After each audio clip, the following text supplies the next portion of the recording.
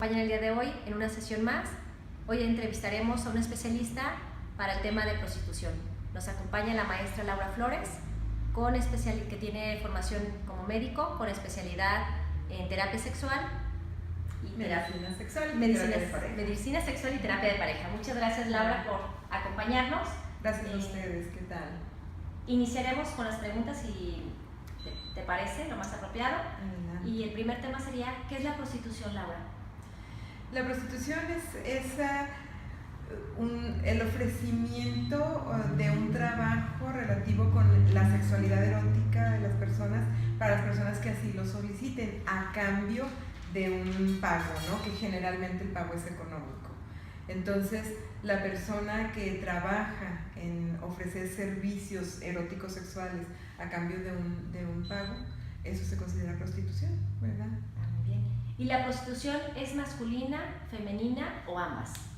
Ambas. La prostitución es humana, diría yo, entonces no importa la edad, la raza, nada. O sea, la prostitución la han ejercido desde tiempos inmemoriales, hombres y mujeres. Es más frecuente escuchar que la prostitución sería femenina, o que hay mujeres prostitutas, que hoy les llamamos trabajadoras sexuales, porque es un trabajo como cualquier otro relativo al sexo, ¿no? Y sin embargo también los hombres lo hacen. También hay otros hombres que solicitan trabajo sexual específicamente de hombres, y hay mujeres que solicitan trabajo sexual también de hombres.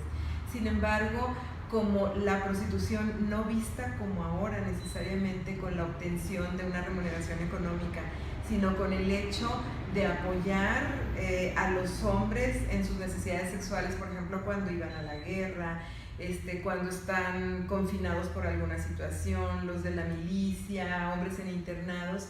Antes la prostitución era vista como una categoría especial. Por ejemplo, la historia dice que los aztecas consideraban al mismo nivel a las mujeres nobles que las prostitutas. Las prostitutas y las nobles eran las únicas que podían traer sandalias. Todo el resto de las mujeres andaban descalzas normalmente, y traer sandalias era un signo de un estatus mucho mayor, y se les agradecía mucho a estas mujeres porque mantenían sobre todo a los soldados, hablando de los aztecas, que los guerreros aztecas los mantenían tranquilos, los mantenían alejados de la agresión, de todas esas cosas, realmente a través del trabajo sexual. Y la remuneración posiblemente no era económica, sino era un buen trato y un buen lugar donde ellas vivían, cercanas a ellos, ¿no? Y así ha sido visto en muchos otros países a través de la historia. Entonces, no siempre ha sido la remuneración económica, pero con el tiempo, pues quizás esto ha sido más fácil, ¿no? Tú ofreces un trabajo, yo lo necesito, yo te lo compro y te doy lo que tú me pides, ¿no? Perfecto. Entonces, con lo que comentas, Laura, la prostitución es considerada actualmente como una fuente de trabajo. Sí, definitivamente. La Organización Mundial de la Salud lo reconoce como un trabajo. El trabajo sexual es un trabajo como cualquier otro, digno y con todos los derechos. Y claro que en cada país se ha peleado porque la ley proteja y que se le den efectivamente, no solo en papel, no solo en teoría, y que se protejan estos derechos de las y los trabajadores sexuales, ¿no? Que en realidad sabemos que en países como el nuestro y muchos otros, no somos el único, pues no se respeta y no se protege, ¿no? Y eso tiene mucho que ver con una visión de la sexualidad, y de la sexualidad que no es por amor, que viene desde la época romántica, ¿no? En donde todo eso tenía que ser solamente por amor y solamente para procrear, y todo lo demás empezó a despreciar equivocadamente. Okay. No, muy interesante, Laura. ¿Cuáles crees que sean las causas de la prostitución? ¿Que originen la prostitución? Las causas son múltiples, pero posiblemente la causa más frecuente sea la necesidad económica, aunada a la oportunidad de ese empleo, ¿no? Para ser trabajadora o trabajador sexual, pues no se necesita a lo mejor hacer una solicitud de trabajo, dependiendo de dónde se vaya a trabajar, ¿no? Pero sino simple y sencillamente tomar la decisión y decir, esto es lo que yo voy a hacer. Y en otros lugares pues te piden la edad, te piden certificado de no gravidez, te piden requisitos, te piden cierta escolaridad o carta de policía, o no sé, o sea, hacemos muy difícil las ofertas de trabajo, ¿no? y entonces la prostitución también no ha estado completamente bien regulada, porque también tiene sus normas y regulatorias, ¿no? Gubernamentales, podemos decir, pero sabemos que no hay quien las ejerza, no hay quien las haga cumplir, de repente pues no, se violan por ambas partes, ¿no? Entonces, simple y sencillamente es la oportunidad de trabajo. Yo creo que una de las causas de la prostitución, la más fuerte, es la necesidad económica y las pocas oportunidades de trabajo en otra cosa, pero no descartamos que haya personas que les agrade. ¿Es una necesidad social? Yo creo que sí, porque si está desde los primeros documentos que se tienen, hay imágenes de prostitución, de trabajo sexual, y ha persistido a través de los tiempos, a pesar de estigmas, de prohibiciones, de maltratos, de todo eso, y persiste, pues es que hay una demanda, ¿no? Hay una demanda y esto genera una oferta. Yo creo que es una necesidad social, definitivamente. ¿Por qué? Por la forma de ver la sexualidad, porque la sexualidad erótica, como para aplaudirla socialmente, tendría que ser pues a través de una sola pareja, de exclusividad sexual, de un compromiso, de romanticismo, de amor, y la realidad es que no todo es así. Hay personas que simple y sencillamente quieren desahogar la tensión sexual, o personas que no tienen habilidades o capacidades para conseguir una pareja, una relación de pareja, y tener que lograr una relación de pareja estable solamente para la tensión sexual, ¿no? Es toda la diversidad que hay en la vivencia de la sexualidad erótica, y sí lo considero una necesidad social. Entonces mencionas, Laura, que la violencia de género está relacionada con la prostitución, ¿podemos decirlo? Sí, no, sí de género, pero no exclusivamente de género, porque también los trabajadores sexuales también son maltratados, y son maltratados también por otros hombres, y que bueno, eso sí tendrá que ver con orientación de género, porque inclusive las personas transexuales, ¿no? Hay hombres transexuales, o sea, de hombre a mujer, ¿no? Y que se dedican al trabajo sexual y son muy demandados, o sea, vamos, tienen bastantes clientes que quieren estar con ellos, pero al final de cuentas los someten, los maltratan, no les pagan, los corren, los golpean y todo, en ese desprecio que hay por cuestiones, y sí sería una violencia de género, pero no estamos hablando de roles de género, sino estamos hablando de una violencia de identidad de género, de diversidad de género, de orientación de género, ¿verdad? Perfecto, Laura. ¿Y cuál crees que sea una de las soluciones para este fenómeno? Híjole, yo creo que son multifactores y habría que empezar por la base, ¿no? Y yo creo que es la educación sexual. Pero no podemos descuidar la actualidad, o sea, claro, educando a las nuevas generaciones en el respeto tanto a la diversidad de expresiones de la sexualidad, como el reconocimiento de que la sexualidad existe y de que existe el trabajo sexual, y de que mientras haya oferta y haya demanda es que es una realidad, y creo que esa es una realidad que nunca va a dejar de haber, ¿no? Entonces, el reconocimiento, el respeto, los reglamentos, el hacer que se cumpla la ley, y todo eso vamos a partir desde la educación de las generaciones que vienen, pero con las actuales es también trabajar para la exigencia de los derechos de los que ya están en eso, para protegerlos de la violencia, para de verdad poner centros a la mano de una llamada telefónica, o a la mano de caminar o saber a dónde voy y puedo denunciar un maltrato, una agresión, aunque sea durante el trabajo sexual,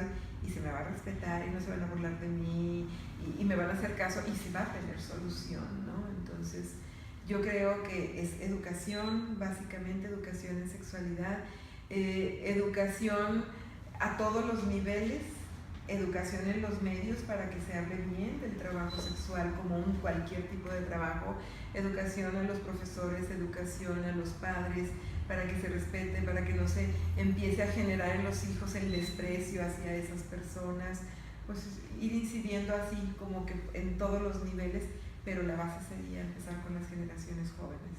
Perfecto, entonces consideras que existen prejuicios sobre el uso de su cuerpo, ¿no? Sobre el uso del cuerpo.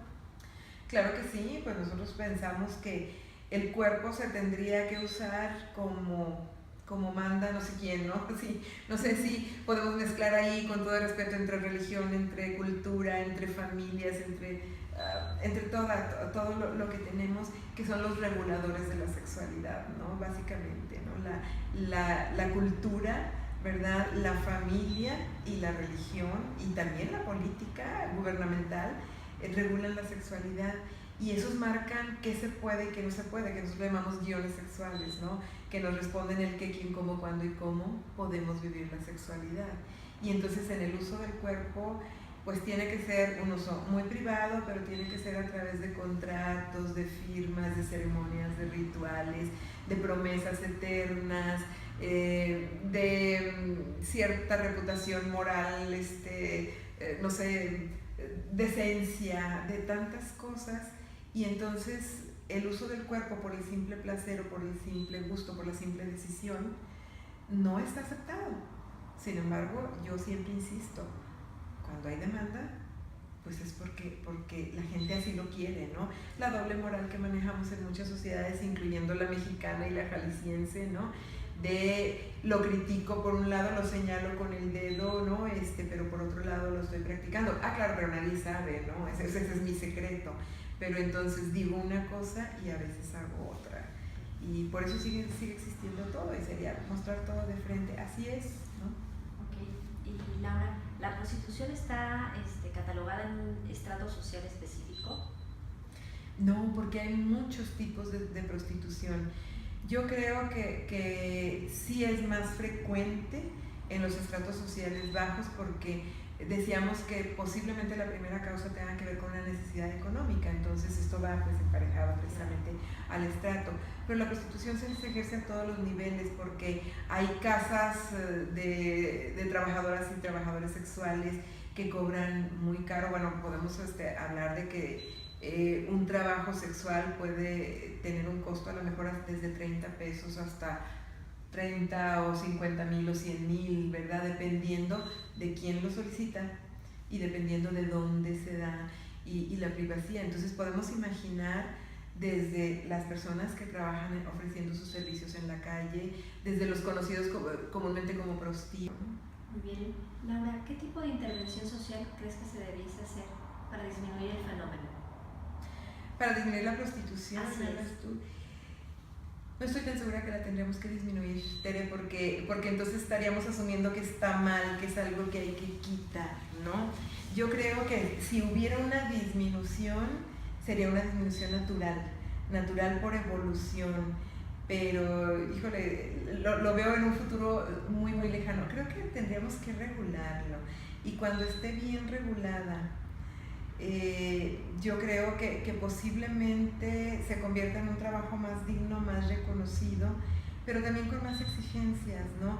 Y que entonces también no va a ser, ¿qué te diré?, un trabajo tan riesgoso.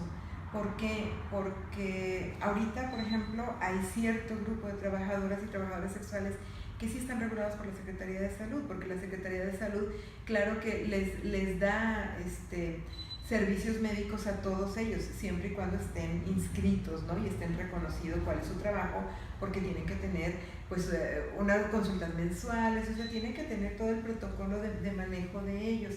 A algunos de ellos no les gusta porque creen o desconfían pues de muchas cuestiones gubernamentales y dicen, van a tener mis datos, no lo hago, no estoy con revisiones mensuales, todo esto. Pero digo, yo no estoy tan segura que se debería de disminuir. Deberíamos de verlo como una opción más, pero no por necesidad, sino quizás porque yo decido que eso es lo que necesito. Vamos, ¿qué ventaja sería que, por ejemplo, cualquier mujer en cualquier momento que no consigue, si quisiera una pareja estable y comprometida, mientras no la consigue, pudiera ir con un trabajador sexual libremente, sin sentirse mala mujer, sin sentir, híjole, si alguien me ve, o cómo me va a ver él, o qué va a pensar de mí? Y entonces tenemos así una idea de que las que contratan trabajadores sexuales solamente son las señoras grandes, solas y ricas, ¿no? Como que así lo vemos. Y entonces, pero es una opción que para quien la tome, siempre y cuando nos garantizaran la salud, las no infecciones, todas estas cosas, ¿no? Entonces, creo que sería conveniente regularlo más que disminuirlo. Me cuestiono eso de disminuirlo, pero yo creo que si algún momento llegara a disminuir sería porque hemos evolucionado en la vivencia más libre de la sexualidad, donde no necesito ir a buscar a alguien para pagarle. Si yo puedo ponerme de acuerdo con un buen amigo y decirle... Laura, ¿alguna conclusión con la que quieras finalizar esta entrevista? Ha sido muy interesante. Pues yo diría simple y sencillamente, la prostitución es una realidad, la prostitución existe y seguirá existiendo porque ha existido desde que el hombre existe, entonces yo creo que va a seguir ahí y que tendríamos que resignificar nuestras creencias y nuestros conocimientos acerca de lo que es el trabajo sexual, ¿no? Y decir, bueno, es que yo siempre digo eso, mientras haya demanda va a haber oferta, entonces es una necesidad y es una opción que debería de ampliarse como opción. Al final de cuentas la va a elegir quien quiera, ¿no? Pero entonces no criticar a una persona porque contrata los servicios, no solamente a los y las trabajadoras sexuales, sino a la persona que accede a esos servicios. Esta es mi opción en este momento y tengo el derecho también. Es un derecho como tengo derecho a buscar pareja, tengo derecho a casarme o no casarme, tengo derecho a tener hijos o no tener, ¿no? Entonces yo tengo derecho a ir a buscar y pagar por un trabajo sexual, ¿no? Pero, híjole, para eso tenemos que escondernos, ¿no? Es terrible y nos sentimos mal. Y también tengo derecho a dedicarme al trabajo sexual si es que en estos momentos esa es mi opción, si es que yo quiero, decido o si es que me gusta, ¿verdad?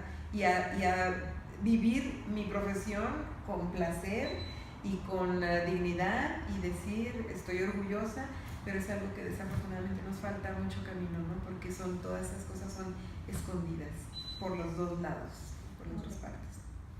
Muchísimas gracias, Laura. Gracias muy a ustedes. Tu entrevista.